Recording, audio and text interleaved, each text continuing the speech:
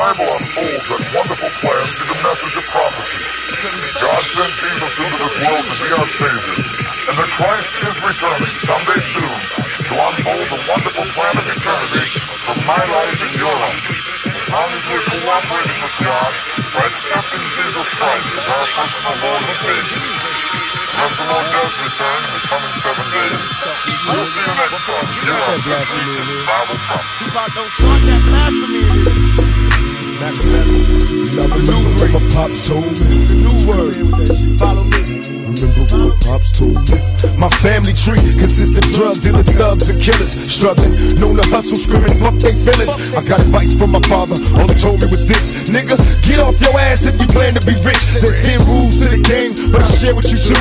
No, niggas gon' hate you for whatever you do. Now rule 1, get your cash on MOB. That's money over bitches cause they breed envy. Now rule 2 is a hard one. Watch for phonies. Keep your enemies close, nigga. Watch your homies. Good morning, good evening, good night, good afternoon, wherever you are at this point in time and space. This is Kefa Song Tep with Inspire Unity, inspireunity.com. Each one teach one and be that change you want to see in the world. Today I was going to write a topic, but I'd rather just, get it off my chest and communicate as organically as possible, as you can see through video, so I can kind of extrapolate more on this topic. What I want to talk about today, as some of you may know, tomorrow is supposed to be, not even supposed to be, I'm not even going to say that. Tomorrow some people are alleging that it's supposed to be the end of the world, as naive as that sounds, on May 21st. And I just thought that this will be a good topic to talk about, is false prophets. And a lot of people in a position of authority deliberately deceiving people for some kind of monetary benefit, personal benefit, or control, excuse me. So I'm only going to talk about this situation briefly before I get into what it is that I really wanted to discuss. And if you want to go more onto this topic, if you even feel like entertaining it, the original theory of this whole massive earthquake came by a guy named Raphael Brandini. Excuse me if I'm pronouncing that wrong. First name Raffaele Brandini,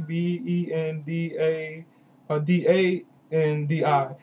He died in 1979, and he predicted that this city in Italy will be devastated by an earthquake. And he successfully predicted one through science, that it did actually kill 1,000 people, and that was quite some time ago, in 1923.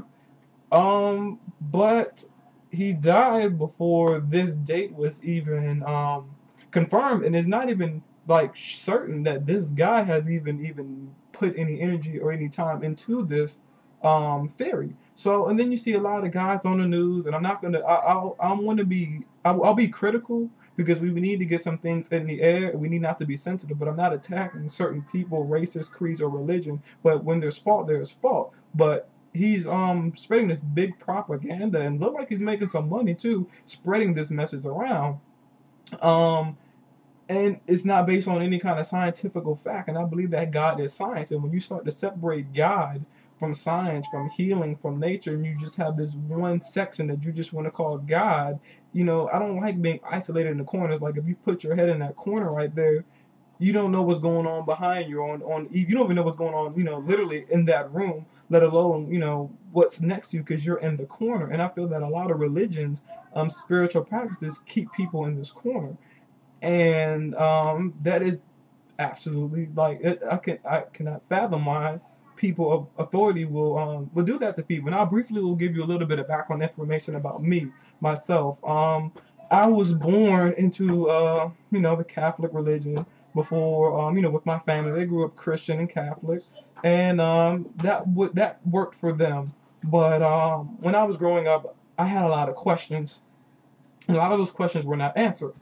And I slowly started finding myself back to some information that is helping me. And something that I saw when I was young is that there was this pastor at this Catholic church, and I always would see him smoke cigarettes.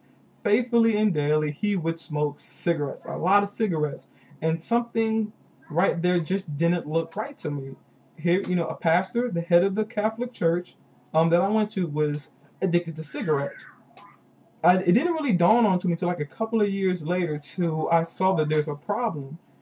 If somebody is in a position of authority and leadership and they are emotionally addicted to any kind of form of sensual gratification, how are they, I don't want to say righteous, but how are they qualified to lead anybody if they have not evolved past a level of sensual gratification? You know what I'm saying? I mean, I hope you guys are kind of understanding what I'm saying, but that just didn't look right to me, because if you're essential, or if you are a quote unquote slave to that particular act, then what else are you a slave to? What other sensuous behavior are you just like programmed to do? And I don't think people of authority should do, and that even goes for presidents as well. I mean, some of these people commit the most god awful acts, but they're in a position of authority. You know what I'm saying? What's the John Edwards? You know, the man would cheat on his wife on her deathbed. You know, y'all just heard what happened on Arnold Schwarzenegger, fought for, father of his child. I mean, stuff like this, and these people are leaders. You know what I'm saying? But I think if you're accountable, if you're responsible for yourself, you can be accountable for others. And a lot of these people are putting themselves in position of authority and leadership, and they are not didn't go through any rites of passage, any credible rites of passage, or even any kind of initiation to be here. And that's my problem. You know what I'm saying? So as I went through, I left Catholicism to Christianity. From Christianity, I was still searching to find the way. It was a brief period I was even into Rastafarianism, and I left Rastafarianism to just reading just universal metaphysics. You know what I'm saying? Tying the universe into nature and things of that nature. So I went through this very, very troublesome period that you might have heard me talk about. It was 2008, and that was my year. That I hit rock bottom and I lost everything. You know, back at this time, I was not aware of anything. I was programmed to what society should say that African American should be like. And I was heavily into recreational drugs, marijuana, alcohol, carrying guns, hanging around quote unquote thugs. I really was just in this world that I thought I was supposed to be in, and I was really just completely naive to what was really going on. So I got to a point and I was like, I prayed and I was like, Jesus, come save me. You know what I'm saying? And then I always remember that day like it was yesterday, because when I was praying, nobody was there. I felt like nobody was there, just in the regular state that I was in, just like I am right now. I felt like nobody was there. Felt so alone. I was like, this was the loneliest feeling of my life, and I was just crying my eyes out. And then I started to see that if it's just me, if it's just the self, then who is the self? You know what I'm saying? Who am I? Who am I really? Who am I really am? Who am I? And I had a bug to know, and certain people kept on giving me information to pull me into this direction of what is and what's not. And I see how much we are alike. I see the beauty of